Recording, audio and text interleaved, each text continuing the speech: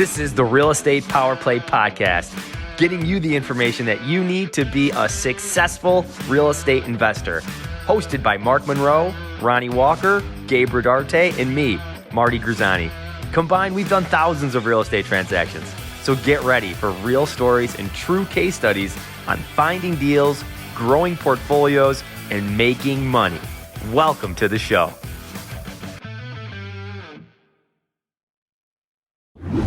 Hey guys, what's up? Welcome to the Real Estate Power Play Podcast, where we want to bring to you the latest and greatest information for real estate investing, how to help you grow in the business, other trends that's happening in the market for now, so you can put it into application. And we also have the opportunity to bring on these really cool guests that just have loads of information. Today is going to be really fun because there's a lot of good content that Nathan has that I want to dig into. I was looking over some of my questions, Nathan. And so, well, I'm just ready. I hope you got a glass of water, man, because I got questions, bro. Ready to go. Let's do this. You bet. So let's do this. All right. So Nathan, welcome to the podcast, man. Hey, my pleasure. Thank you for having me. Yes, for sure. So for those who don't know who you are, what you do, why don't we do a quick intro to just kind of get everybody up to speed before we just go at 100 miles an hour? Sure. All right. Okay, let's start here. So my name is Nathan Turner. I am a note investor, which in itself is kind of a cool and interesting thing, and we're going to get into that. The other, actually, what I think is kind of a cool thing is I live in Canada. Everything I do is in the US. I haven't done any business in Canada. It's probably been close to 15 years. Everything has been centered in the US. So it's funny when people ask me, just a bit of an aside, it's funny when people ask me about real estate market in Canada. I have no idea. No. I can tell you what's going on in certain cities in the US, but I don't know what's happening in Canada. Wow. But I buy notes. I got started in 2008, right when everything was going haywire. And I started buying non-performing. So I started doing some seller finance first. So I know that's what a lot of you guys are doing now. Yeah. Owner finance, creative finance, whatever you want to call it. And it was in 2010, I had heard about non-performing notes, and you could buy these defaulted paper notes, whatever, all kinds of different terms again. But I thought it was the craziest thing I'd ever heard of. And I thought, I'll give it a shot, and it worked. And the further I've gone along, the more I just think this is just the coolest business there ever was. I want to keep doing it for as long as I can. That's a super broad introduction of myself. And then more recently, I took over a conference. So this is the 8th annual Diversified Mortgage Expo. It's the first time I'm putting it on, so I'm pretty pumped about that. Mark's coming out to that, and it's going to be a good one. It's going to be a good one. So hopefully that's people exciting. And that's in Nashville. In Nashville, June 2nd and 3rd. Nice. So we will definitely plug that in a little bit. Guys, you got to keep listening so we can hear the rest of the information here and what's going on. So, okay, so 2010. Yeah, I'm gonna do a little bit of chronology. 2010, you start. What is your first note? Like, why were you even looking at this compared to? You said that you're creating notes, which most of us that are on this podcast might be wanting to do notes. I know Mark and we do a lot of creative structures. I have mobile home parks, and we create notes on the homes. Okay. So that's kind of basic stuff. But when you get into note buying, I think that there's this mental thing we're going, well, I don't know if I'm really at that level of note buying. Oh my gosh. Right. So what are you doing at this point? Is this like some $1,000 note, or is this like, what are you buying? Now or back then when I started? Back then. So when I first started, the reason I even looked into it at all was we were creating these notes, but I needed a back end. I needed some way to cash out of these things, because these was a portfolio of investors had kind of given us these properties and said, do whatever you can. We kind of thought we'd actually invented, me and my old partner, we thought we'd invented seller financing. We were going to sell houses on terms. Like, what an awesome idea. Right. We thought we were so smart, but we needed some kind of back end. We needed to cash out of these things. So I was doing some just internet research. I ran into a guy that was teaching about buying notes. And I was like, oh, what he's describing sounds like what I'm doing. So I'm like, in my head, I'm going, okay, well, I can keep creating these notes and then sell them to this guy. And that was kind of my initial idea. So I went down to Texas, took his class. He was trying to upsell me to the next course and all this. And, it was great information. And I'm still friends with him today, actually. But that was kind of my introduction to, you mean there's a whole other world? There's a whole other side to this business where people will buy what I'm creating. And what I was creating was not pretty. Like, these were rundown, ugly houses in, Ohio, Michigan, Indiana.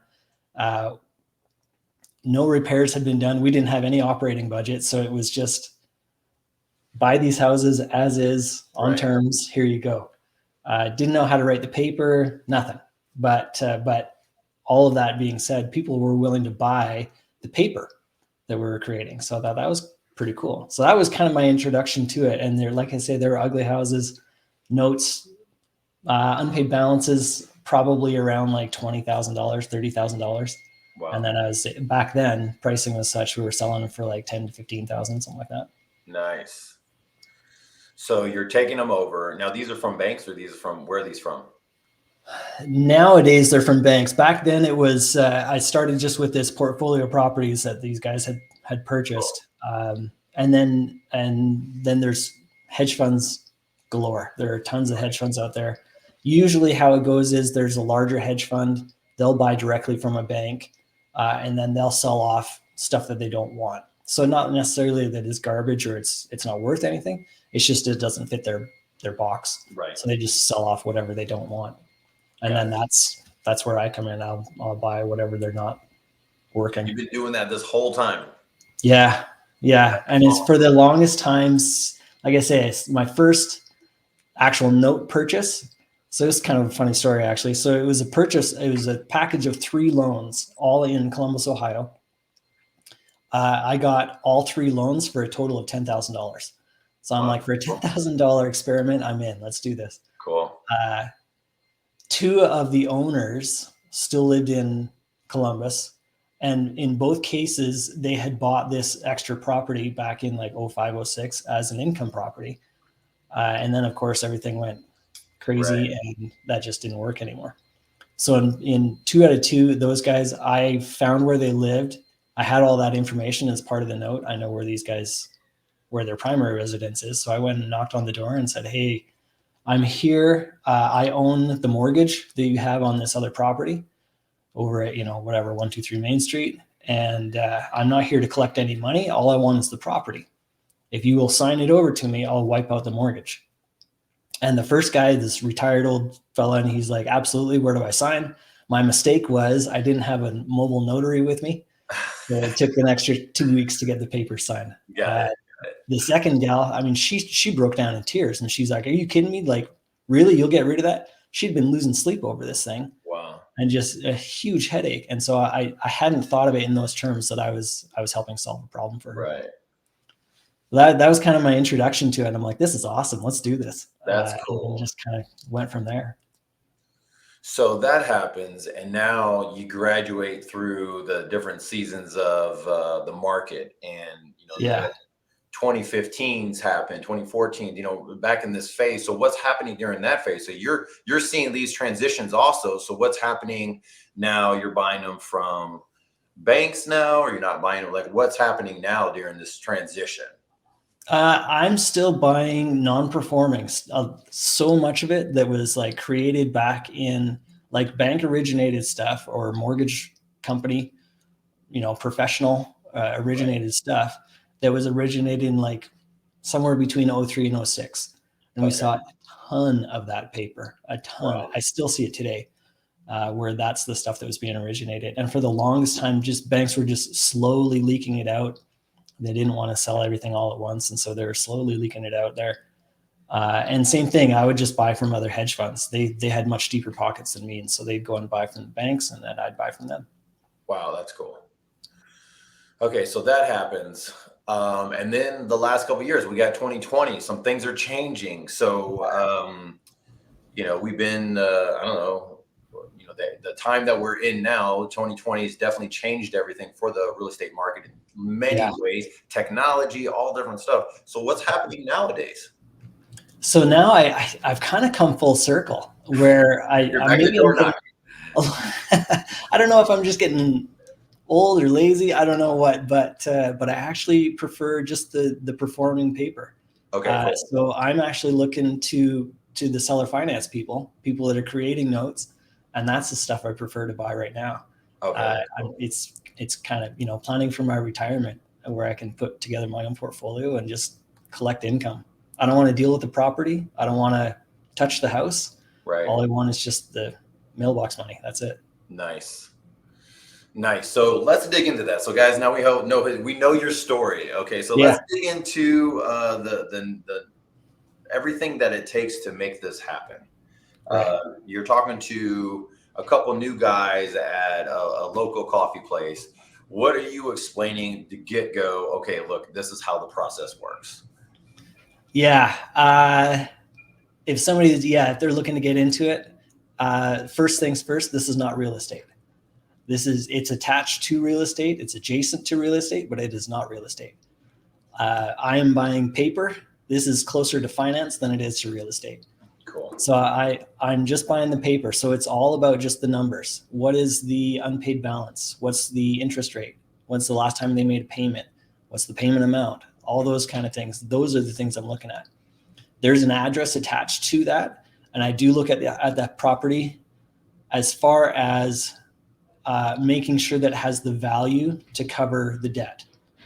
So if the unpaid balance, for example, is $100,000, I want to make sure the house is worth at least $100,000 in case I need to take back that property at some point. That gives me some security. Got it. So that's the first thing. Things first. Okay, so you need a finance degree to be a financial manager of paper. Not even close. Not even close. So no, my business before I got into all this, I owned a couple of gyms. It was a gym for women called Curves, if you remember that. Oh, yeah. I had a couple of those. So I do have a degree in business management, but that has nothing to do with anything. Yeah. Wow. So that's cool. So, okay. So that's step one. Step one is we're not buying real estate. And so this is one of those cool things where you have the active side, like the most active, you have a wholesaler who's out there knocking on doors, grabbing a deal. Single family, could be commercial, could be anything. Right. I've been moving more into the commercial space. And what's really cool is that it's kind of like some of the same skills that you need to have. But that's active as active can be. If you don't hunt, you don't eat. Then you have the flipping or turning or wholesaling or whatever you want to call it at this market. And those are as active as can be. You're taking cash and either your money or you're borrowing money, right? Putting it against an asset, blah, blah, blah. All right. And then you have a cool thing, which is kind of like that rental space or leasing or whatnot. And people say it's passive, but the reality is you got a lot of activity that you have to do to get into the passive side. And the only thing passive about it is that there's a recurring payment instead of you working for it for a one-time payment. Exactly. And then we have this passive of passive, right? Which is where you are and kind of where the notes are in general, where if you're creating a note or you're buying notes or you're buying paper. Am I getting it right? Am I right so far? That's it. Yeah. It's the laziest way to make money. We know a lot about you already, bro. You don't have to do anything for it. Yeah. So you went from owning gyms to being on the couch all the time, just making paper, because that was just printing. Got it. Yeah. I mean, don't get me wrong. There's work involved. Particularly if let's say it's a performing note and person's making regular on-time payments, there's very little you have to do with that until something happens and they default for some reason. Right. Then there's work and it's hours of following up either with the borrower and or with an attorney, following that whole process through. If you need to, or working on a deal with the borrower to see if there's some other thing that can happen. I mean, it's not just a kick back and put your shoes up. You got to do a lot of work up front, but after that, you're pretty good. Yeah. As long as they keep paying, and as soon as they don't, then there's just more work to be done again. Back to work. So for everybody in this world who thinks that you can just get mailbox money without working, this is the wake up call. This is the ultimate. That would be lovely. You got to put some type of effort in. Okay. Yeah, So, it's all good until something goes wrong, and then right. and then you got to know how to deal with it. So I got some other higher things. I don't want to move on to those yet.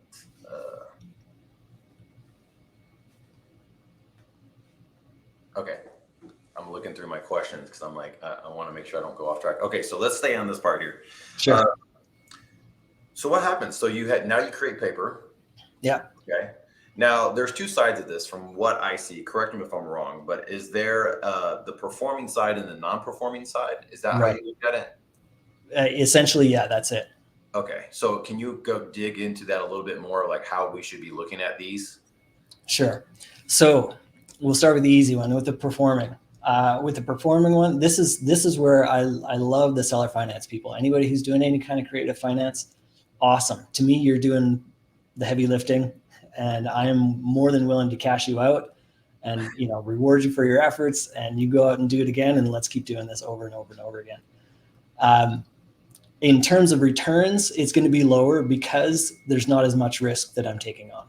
Okay. And so it's very much about risk management. I'm doing actually another podcast this afternoon where we're talking about risk. Cool. And that's what it comes down to is on a performing note, let's say they've been making payments the last 3-5 years. The likelihood that they're going to default is pretty low. It's possible, and life happens and things come up and trouble finds its way. But generally speaking, if they have been making regular payments, they're probably going to continue to make payments in the future. So those are the easy ones. In terms of returns, like I say, it's a little bit lower, but there's not a whole lot to do with those. Okay. On the non-performing side, these are where people have quit making payments again for some reason, and there's all kinds of different reasons, and everybody's got a story, and I've heard a lot of stories. But it's anything, the three major ones, a divorce, loss of job, or somebody died. And those are kind of the major ones. Those are the most common. So in that case, divorce, maybe now it's, single mom, and now she's got to go out and start making money on her own and whatever. She hasn't worked for the last 20 years. I mean, who knows? There's all kinds of different stories in there. I did have that actually. I'm thinking of one in particular where that happened. Wow. And in that case, the one that I'm thinking of, what actually happened was she and I had a conversation, and we agreed that it wasn't the right place for her anymore. She wasn't going to be able to continue to maintain the house and the payments and things like that. We weren't able to get to a place where the payments made sense for the two of us. So in that case, I actually paid her to move out. We did kind of like a cash for keys. Got it. Where I was able to pay her and help her to get, started out on a different path. But there's so many stories. There's so many different ways that it can go. Where I've had it where bought a non-performing note, and all indications were this is going to go to foreclosure. I was going to take back this property, and then I'm going to have to sell the property or seller finance it or something. Got it. And then out of nowhere, hasn't made a payment for 2 years. And then out of nowhere, they say, oh, hey, we're here. We want to pay off the whole loan. Wow. Fantastic. That sounds great. Let's do it. So they paid off, and then, they own the house, and I got the money, and off we go. So it can go all kinds of different directions. And it's sometimes difficult to plan on because you're dealing with people, right? People have their stuff, and you just don't know. Yeah. And so the end of that one is definitely more work involved, more risk involved, and higher returns. Got it. So non-performing. Now, here's a question that I have for some people that might want to do this, and everyone's probably going, sign me up. Yeah. How are you acquiring these? Is this all your own cash? Is that what you're doing? Is just flipping, turning money around? Because it seems like there's a delay of time of the actual investment. Like it's not like it's happening right away where you're like, oh man, all of this cash is coming in. No, So there's how are you acquiring? Right. So one thing, first of all, real quick, this is not get rich quick. Just absolutely, it is not. The fastest I've ever had something turn around was 4 months, and that's Wow. the record still. Wow. I've had things that I've been holding on to that I've been actively trying to unload, where I'm trying to resell it or resolve it in one way or another. I've had them going on for 3 years. So I mean, it's not just a magic wand and wave it and here we go. Average turnaround time, if I'm just looking to buy something and then resell it on a non-performer, is about 13, 14 months. So it takes time, it takes effort. There's a lot involved in that. Now, getting back to your other question, how do you find them? Honestly and truly, go to conferences. I'm actually going to another conference, not my own, but I'm going to another conference here tomorrow out in Vegas for a few days. This year, I'll be going to 6 different conferences total, mine included. And it's all about networking, talking to people and just, talking to see who's got stuff, who's buying stuff, who's selling stuff. It's very much a relationship community. Are you, so that leads me, hold on, I got the questions, man. I got a question. Okay, so look, how are you buying these though? Are you using your own cash? Are you borrowing money? Or is there like a fund that you're going, this is where I raise my money from, and then I just apply it towards this? Or like, how do you what's your evolution of where you are today? So for the longest time, starting in 2010 and then all the way up until it was about the end of 2021, I've just been going with JVs. So I would get somebody that would put up the money. We'd go through and buy something and then split. And what does that look like? For those who are wondering, for JV, by the way, guys, that's a joint venture. Yeah. But what does that look like? Give us an idea. So I would do, here's the secret sauce. I did a meetup group and I would just talk about notes, and I would talk about the process and some of the due diligence I would do and stuff like that. And at the end of it, I say, so there's a couple of different ways that you can get involved. I've got this, $1,000 class that you can buy for me that I put on a USB stick, watch it, and you should be able to more or less know what you're doing, at least to get started. Or if you think it sounds really cool, but don't have the interest in doing it yourself, partner with me and let's go do this. So, and that worked. People would say, yeah, here's $50,000. I mean, I've had people give me, $250,000. Okay, here you go. Go and buy whatever you can, and let's split the profits. That's awesome. So it worked really well. What's that? Yeah, it worked really well. So, and then fast forward a little bit up until end of 2021, it was working really well, and we kind of became a victim of our own success, I guess, where we had 23 different investors, and in order to keep everything, straight and legal and everything, everyone's got to be separate. So all the, this person's money can only go towards that thing. I can't mix it with somebody else's to go and buy. So you have 23 different entities almost. Yeah. So it was a lot of reporting, a lot of administration. So we finally bit the bullet and put together a fund, and I'm actively raising money for that.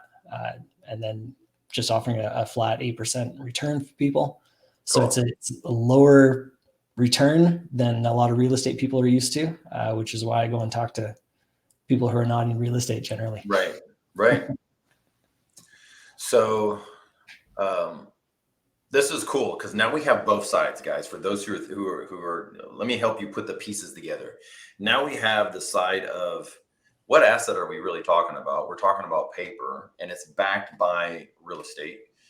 In general, it could be commercial, it could be residential. I'm guessing you love residential more than commercial. I'm a resi guy, yeah. Okay, so then we have that because there's a lot of security in that. Now, so that's the note side, right? Now you are the one that's either acquiring a note, taking over a note, buying notes from other people, or creating notes, right? And then you have this other side that's kind of that, I think about like Dr. Oz, where it's like behind the veil of like, whose money are you using in these things, right? And you're going, there's a lot of different ways to do it. We can go ahead and you could borrow money. And for those who don't know, like, this is how I got started, of just going, I was a friend of a friend.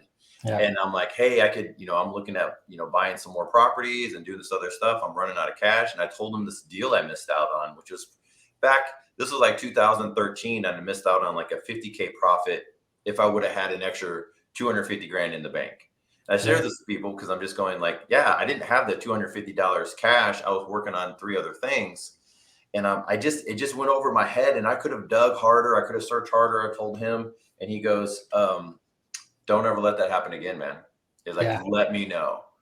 And it like the light bulb went off, Nathan, just like, ooh, like, wow, there's a whole world. Wait a second. You dig and you dig and you realize there's really a niche for everything. I mean, look what you're doing. Yeah. Compared to the rest of the real estate investor world is going to other real estate investors or other people that are in that space and saying, okay, 12% is great. Yeah. Right.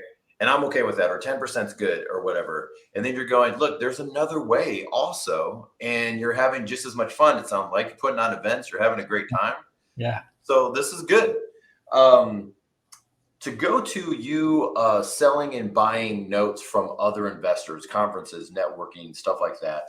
Yeah. For those who want to know that, is there a level of trust, or what are you doing whenever you're seeing this? Like, is this kind of like, I've never done business with you before, so I need to really dig through this stuff? Or is every single deal you're just going, I don't trust you?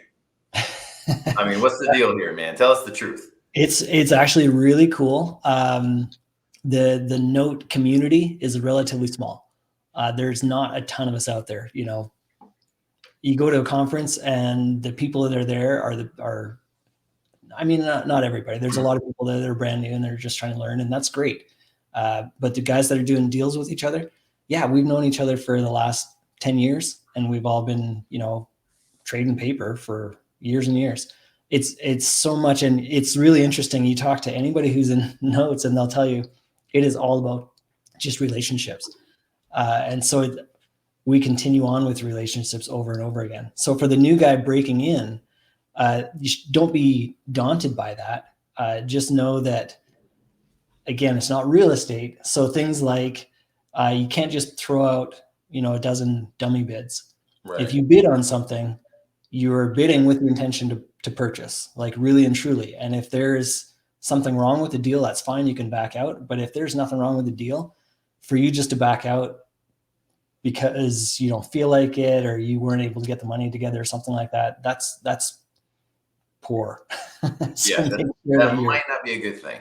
Right. Yeah. Up and ready to go. And that's how you build that trust and reciprocal relationship. And I think that's one of the things that make people the most nervous, if I'm not talking too outside, is like, man, I don't know what to bid on. I don't know what I'm looking at. I think I see some value here, but how do I know that I'm not just going to hold on to something?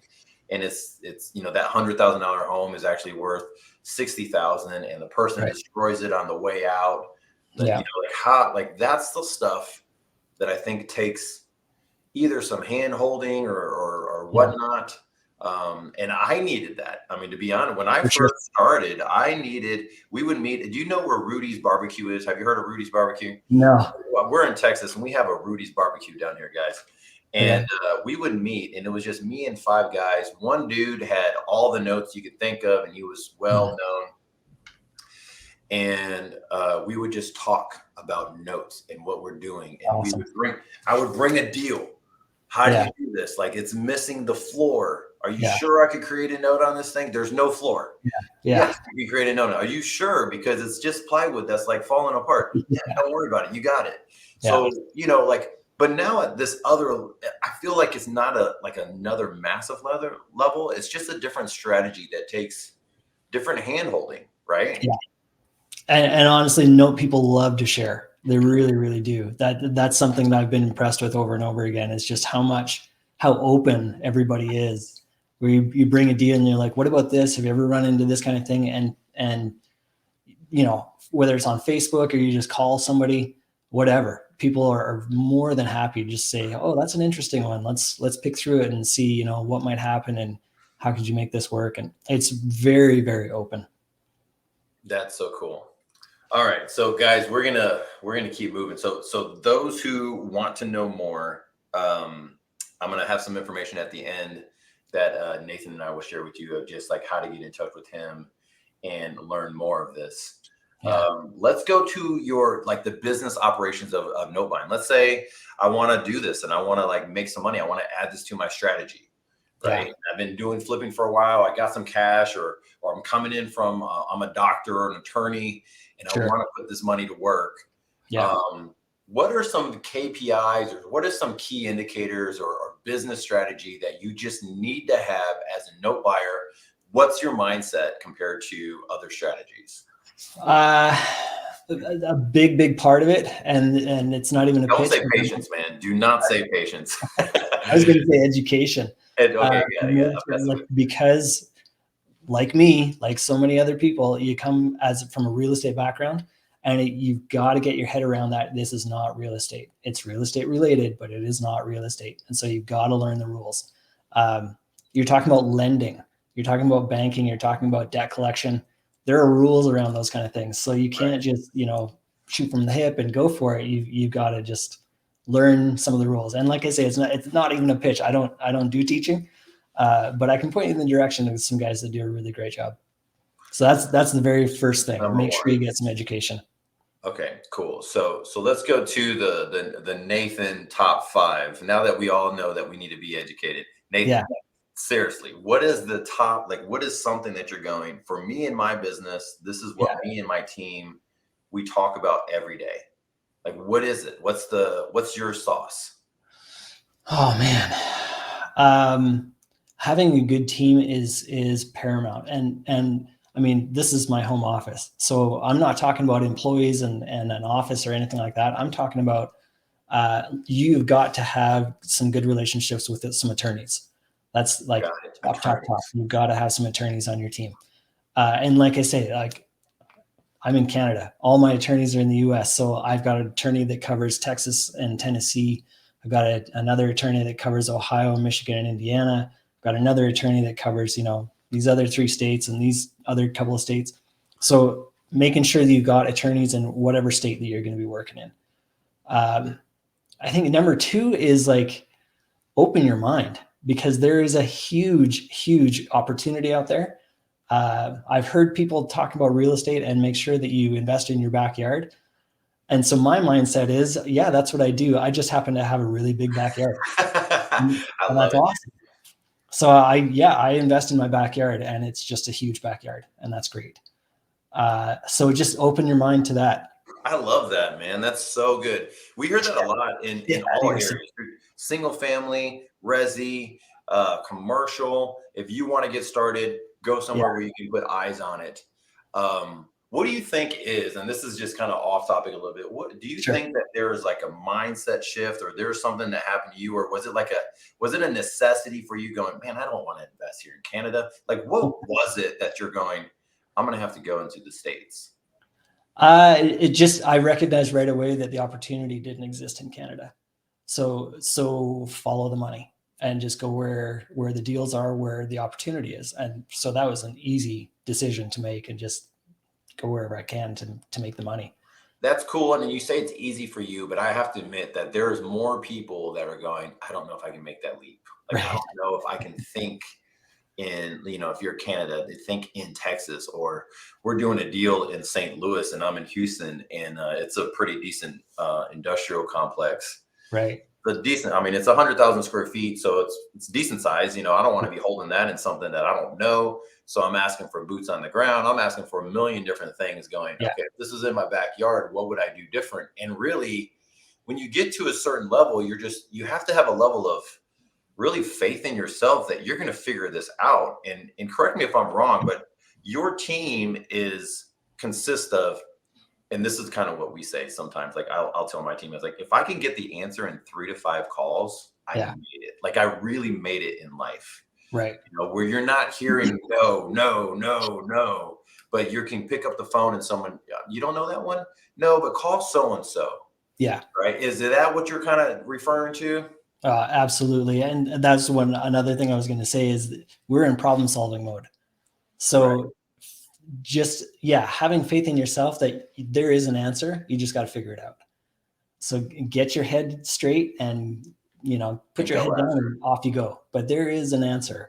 And in notes, I find that there are actually usually more than one solutions that you can go to. So figure it out.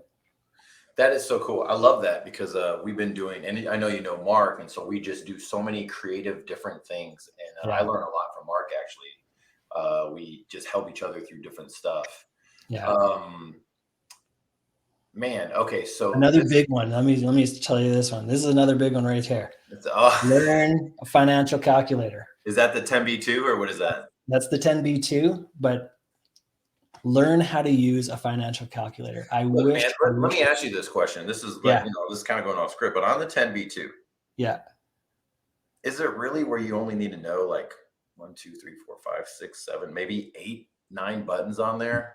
That's it. Is it really that simple? This is for those people that are listening. It's actually that simple. It really is. Wow. Yeah, there's only a few buttons that you need to know on that calculator, and then you can get all kinds of creative and you can solve all kinds of problems with, like you say, less than 10 buttons. It's really easy, but you have to know it. And I wish that this was taught in high school. That would have made a total difference to me versus that scientific calculator. Oh gosh. I've never picked up again.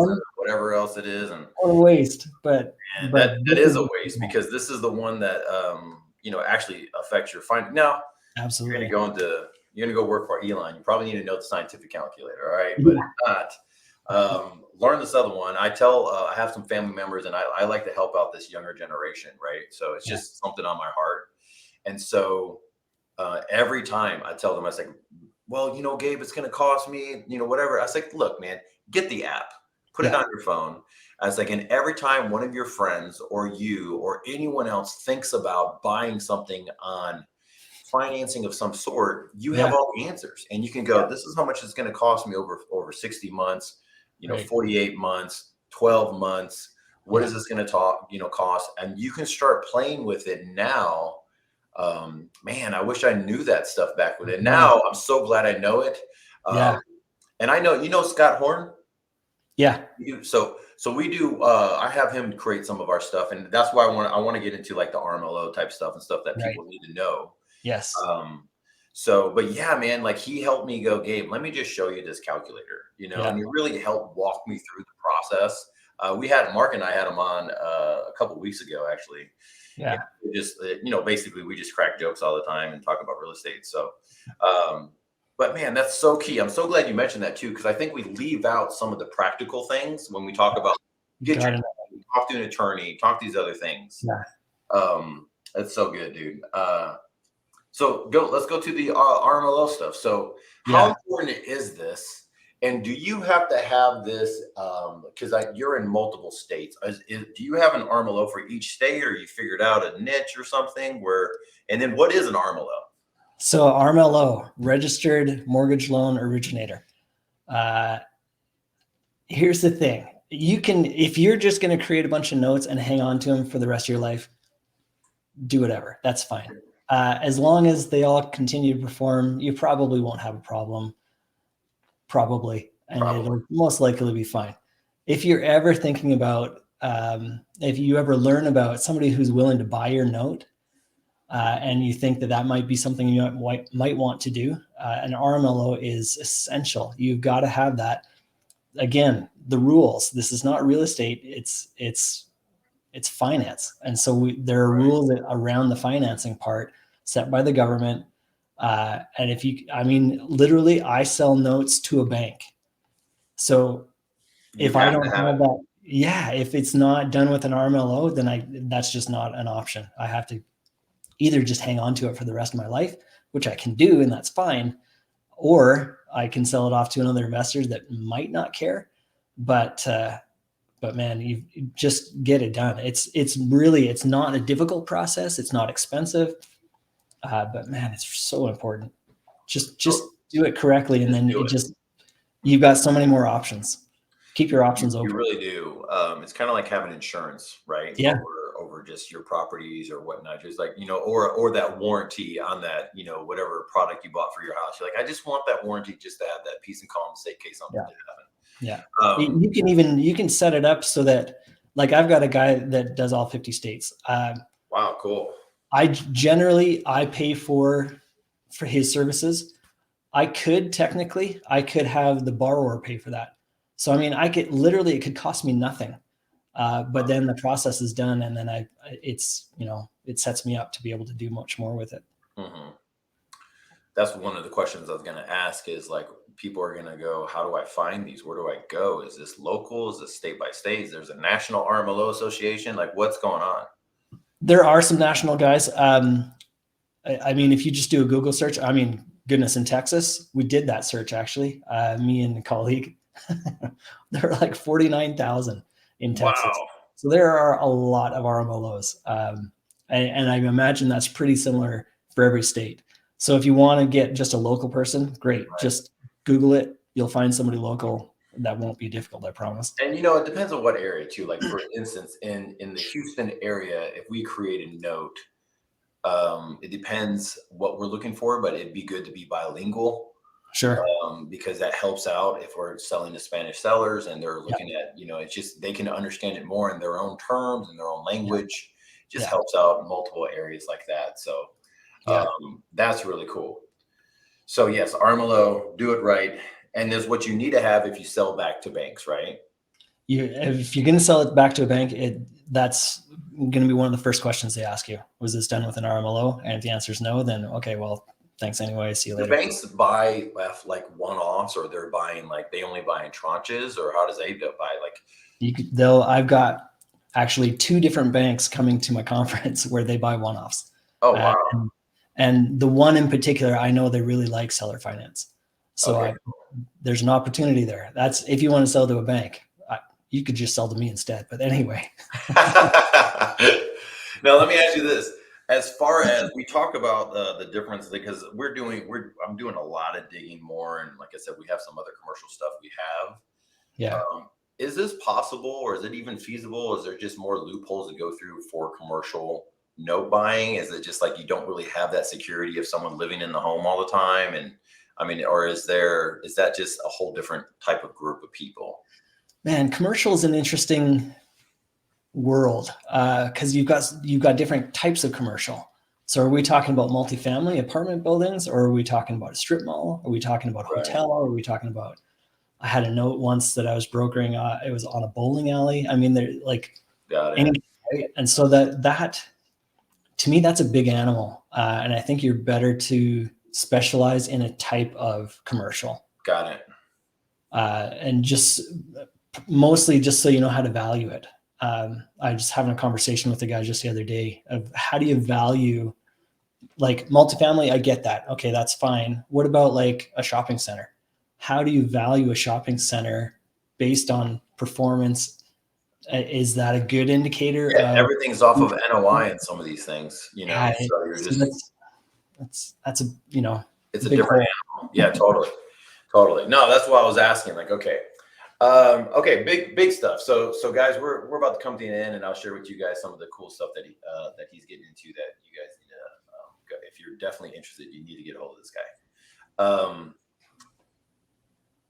What's happening macro wise right now? I mean, what are you looking at that's happening? Is there any shifts in the market, or you're going, man, this is the time to do more notes, or this is the time to do certain types? Like, what are you doing right now, and what's energizing you? So let's go back in history just a little bit. 2019, in the note community, we're going, okay, we're due for a correction any minute now. Here it comes. And then COVID hits, and we're all like, oh, that's it. Here we go. Defaults. Right. We're going to see the next round of defaults happening. And then that didn't happen at all. Like at all. And in fact, property values went up, and nobody really defaulted on their loans. Not really. There was a small uptick, but nothing serious. Right. What that means is now there's pent up overdue. Now we're that much more overdue for some kind of a correction. We're starting to see that, where some house values are starting to drop in certain metro areas, and I think we're going to continue to see that over the next. It's going to take a while. This one's going to be a slower slowdown. Not necessarily a crash, but a slower slowdown. That's what I see coming.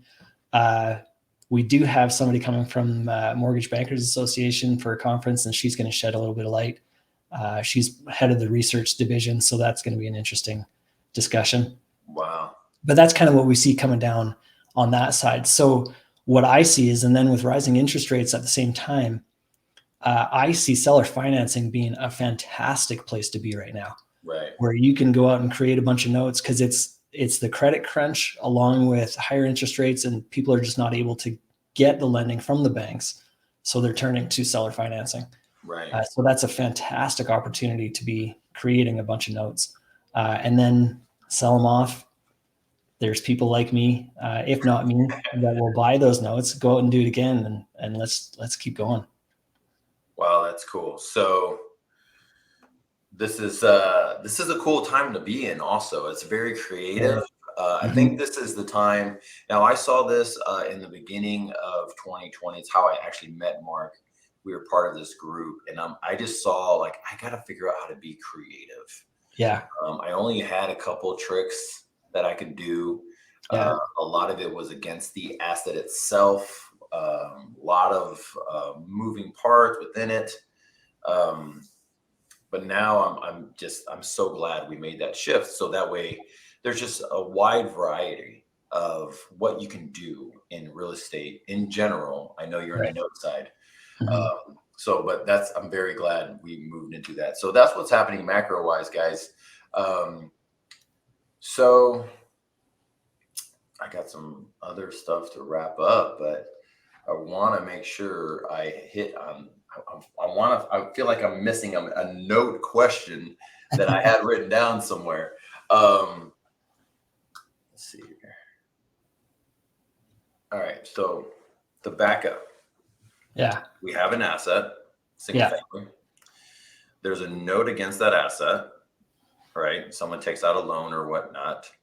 Default or not default, Nathan comes in and says, hey, I would buy that paper at whatever rate, right? Right. You're buying it at is it considered a discount rate at that point? I will buy it at some kind of a discount, and what that discount is depends on a bunch of different factors. So first of all, is it performing or not? If it's performing, one of the major things that I'm going to be looking at is what's the current interest rate. So I was down in Salt Lake a little while ago, a couple of weeks back, and a guy was doing seller finance deal, a realtor that I'd met, and he's got this beautiful property somewhere in Salt Lake Valley, and he's selling it on seller financing, and he's offering 5% interest rate, and I'm going, wow, dude, why? Why are you trying to compete with the bank? Like, you don't have to. Right. My goodness. If the bank is offering, this is perfect. I'm so glad I asked. Yes, why? Tell us why. Why would you try to compete with the bank? That's trying to take on Walmart. Like, you're not going to win. So there's no need. The person who's going to take seller financing can't get a loan at the bank. Right. What that means is they're desperate for financing. So if the bank is offering 6, you're offering 8 or 9, right? Because that person needs a house and they want to get into that house. And so they're willing to pay a premium. My experience is most people that are looking at seller financing, their biggest concern is what's the monthly payment.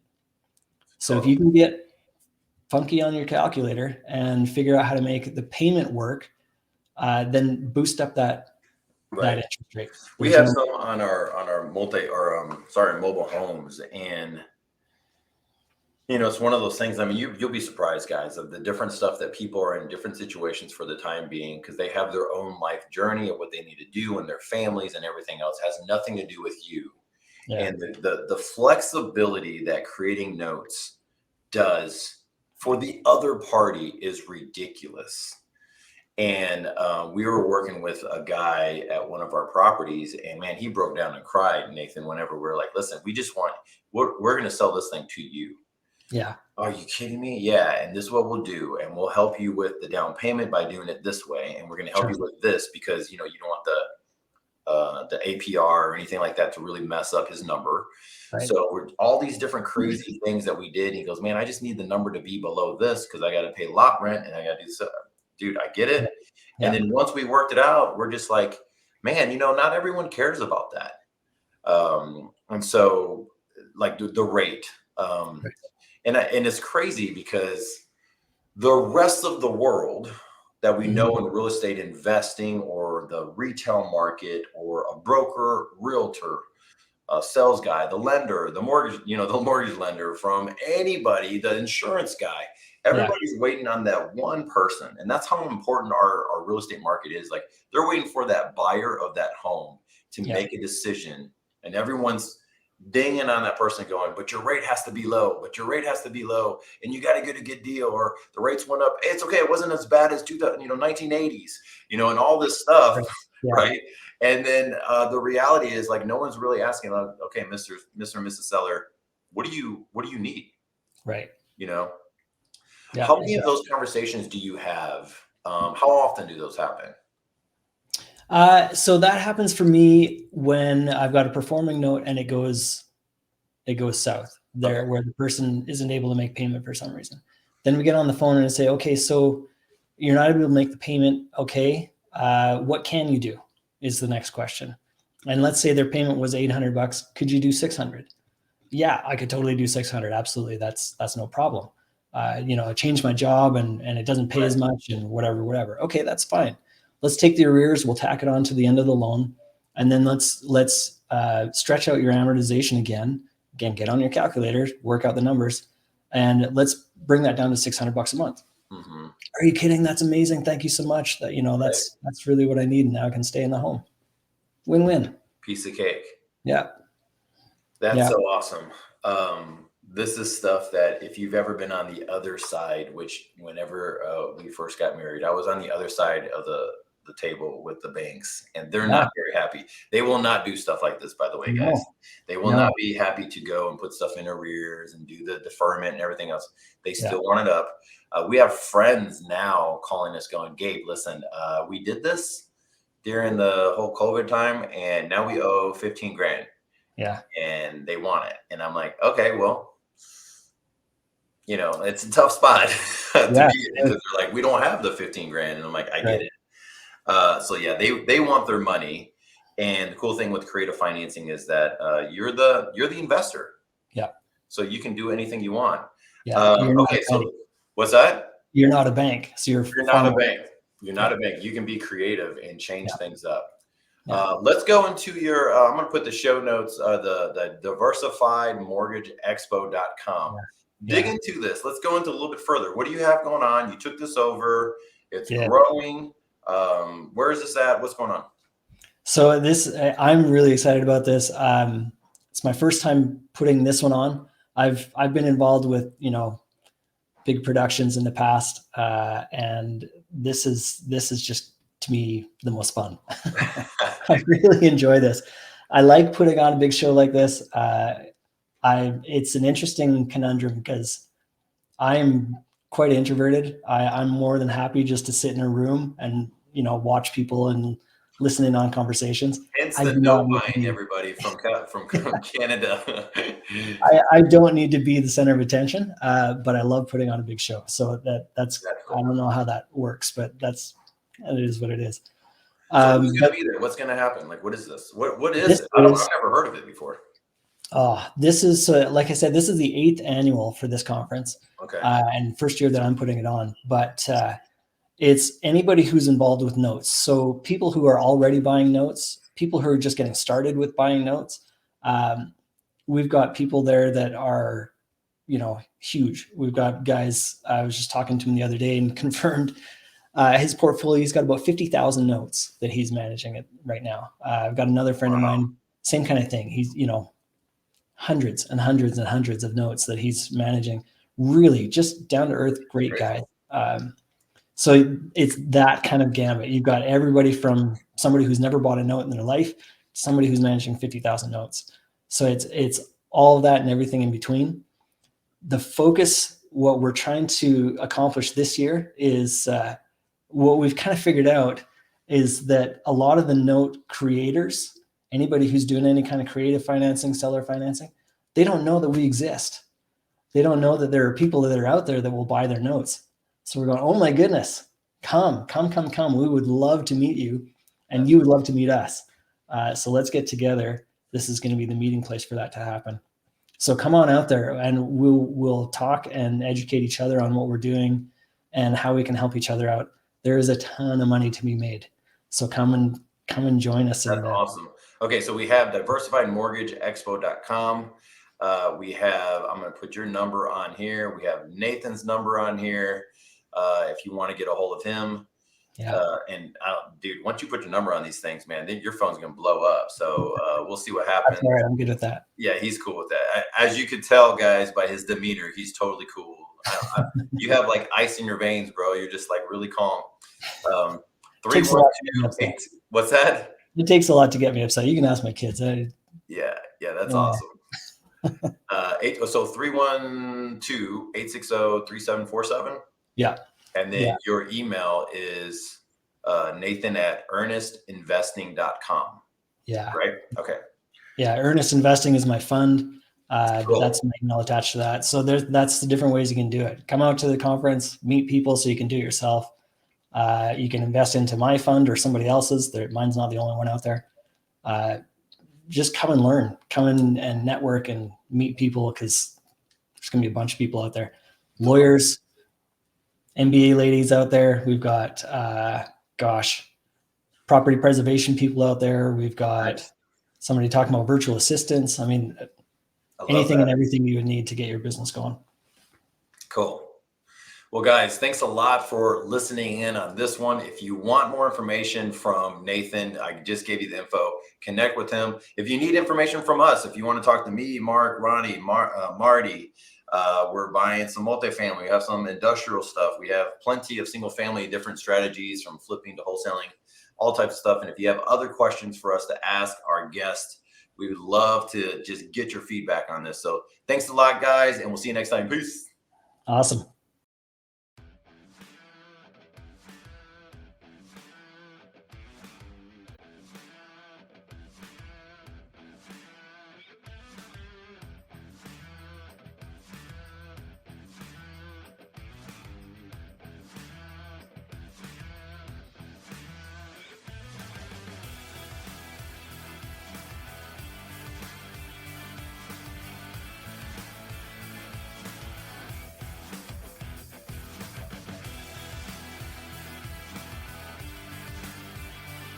This has been another episode of Real Estate Power Play, guiding real estate entrepreneurs to a brighter future.